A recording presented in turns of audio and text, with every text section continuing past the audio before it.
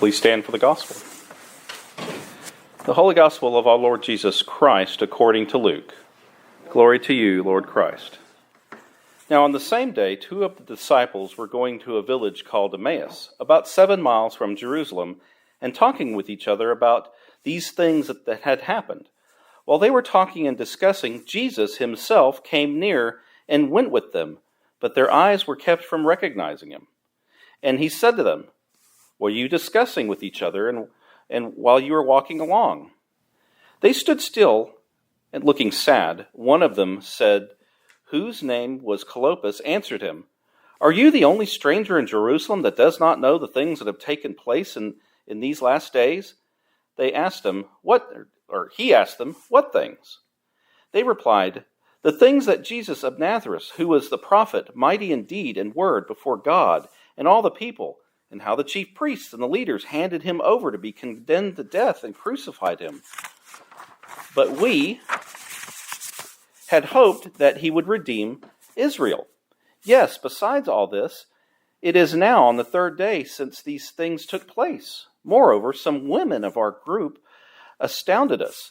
They were at the tomb early this morning, and when they did not find the body there, they came and told us that they had indeed seen a vision of angels, who said said he was alive. Some of those who were with us went to the tomb and found it just as the women had said, but they did not see him. Then he said to them, "Oh, how foolish you are, and how slow of heart to believe all that the prophets have declared. Was it not necessary that the Messiah should suffer all these things and then enter into his glory?" Then, beginning with Moses and all the prophets, he interpreted to them the things about himself in all the scriptures.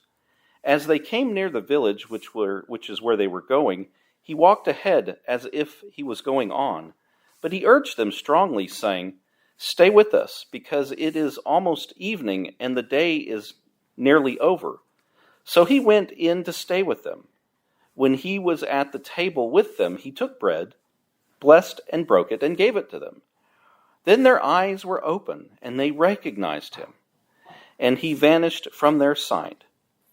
They said to each other, "Were our hearts not burning with us while he was walking with us on the road, while he was opening the scriptures to us?"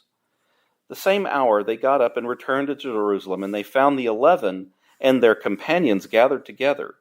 They were saying, "The Lord is risen indeed, and he had appeared to Simeon." Then they told what had happened on the road and how he had been made known to them in the breaking of the bread. The Gospel of the Lord. Praise to you, Lord Christ. Please be seated.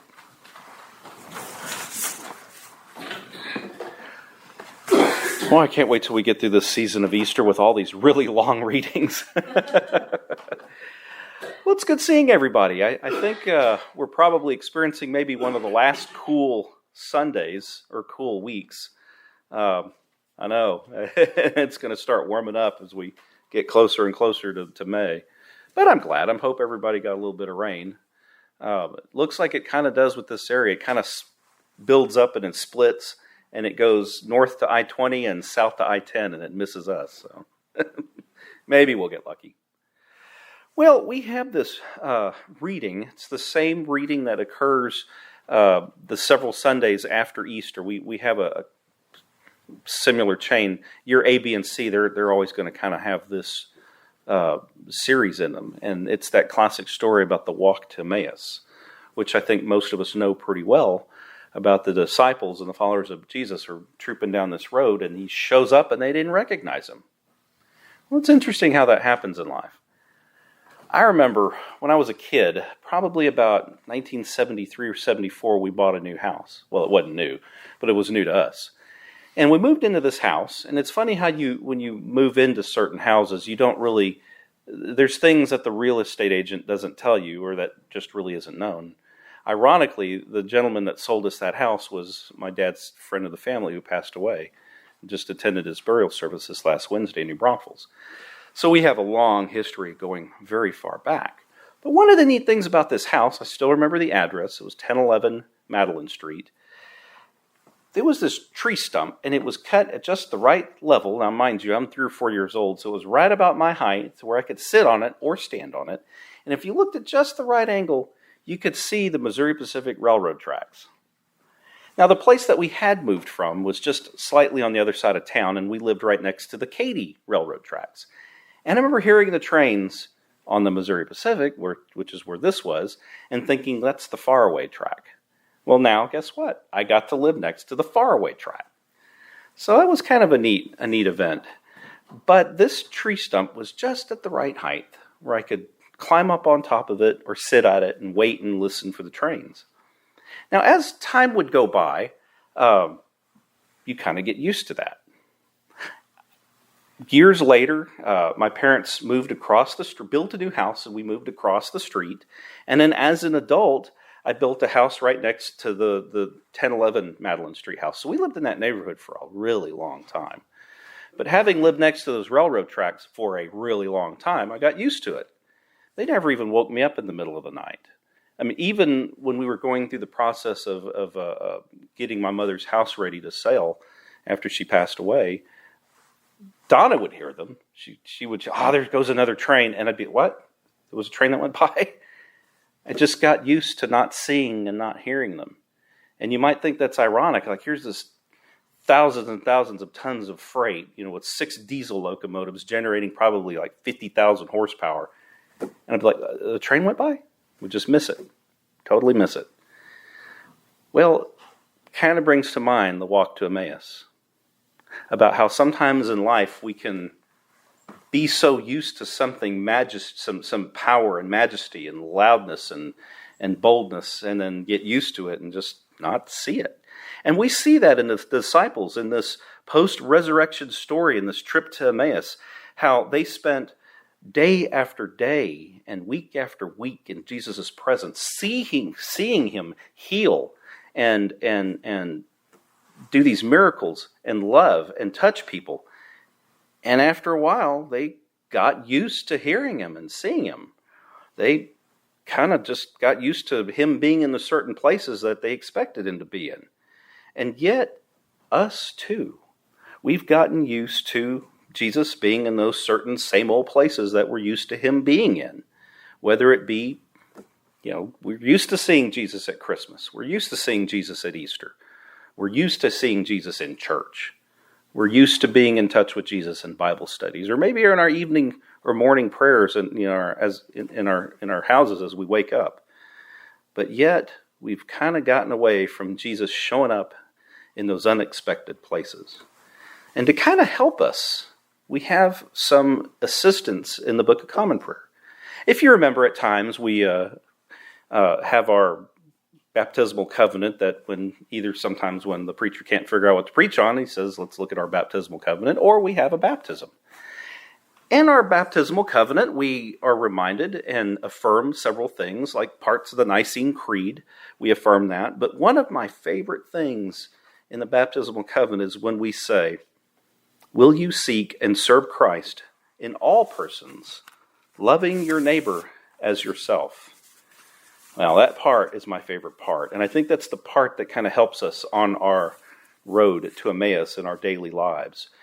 Because we've all gotten used to seeking and finding and serving Jesus in all people, in all places. We like I said, we get used to seeing Jesus at Easter and Christmas and things like that. However, as much as we move through life, we encounter God's divinity in those unexpected places. And it's those times that we've all been, like these 2 disciples, where we've gotten to be oblivious to the divine presence of God around us, in other people and ourselves.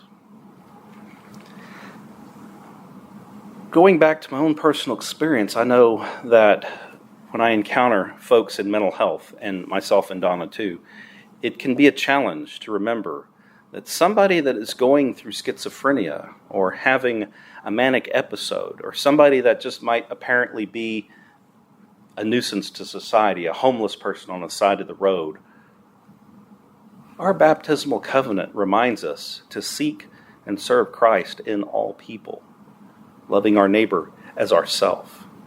And here's the other flip side of it. We always kind of forget about that part about loving your neighbor as yourself. It implies to love yourself. And it further implies to seek and serve Christ in all people and yourself. To recognize the divinity in all people, that God is present in all people. And then when you wake up in the morning and you look in the mirror and realize God's in you too. And loving God in you is, I think, something that we often forget about doing, that we have to remember to love God in you. Before you can love yourself, you can't really love others. Or you can, but eventually it's gonna come up short before you are able to replenish and restore what's in you and let that run over and fill other people. I think that's the heart of our baptismal covenant, is being filled up with Christ and then letting that spill over to others. And that's a hard thing. That's a very hard thing, especially when you are reminded that you look in the mirror and there's the divinity inside you. A Quaker pastor sometimes that I listen to and go to for inspiration has a quote about that, and really if it's more of a question. And he says, so do we get, let me see here. So where do we get to the point when Christ can be right alongside of us and we don't even recognize him? How do we get to the point where and when we look at someone or ourselves and fail to notice any hint of the divine presence and see only brokenness, failure, and faults? And so with this, I convict myself. I ask myself, who do I want to be? Who's the type of God-following person do I want to be? I don't want to be that train chaser that forgets the locomotive is right in front of you or forgets to even listen and hear it. And I don't want to be the God chaser that forgets the presence of God is all around me. And I think that's what we can take away from this reading, is remembering and to be in touch, to be that person and strive to seek, serve, and see God in all places and in all persons on our own walks to Emmaus. Amen.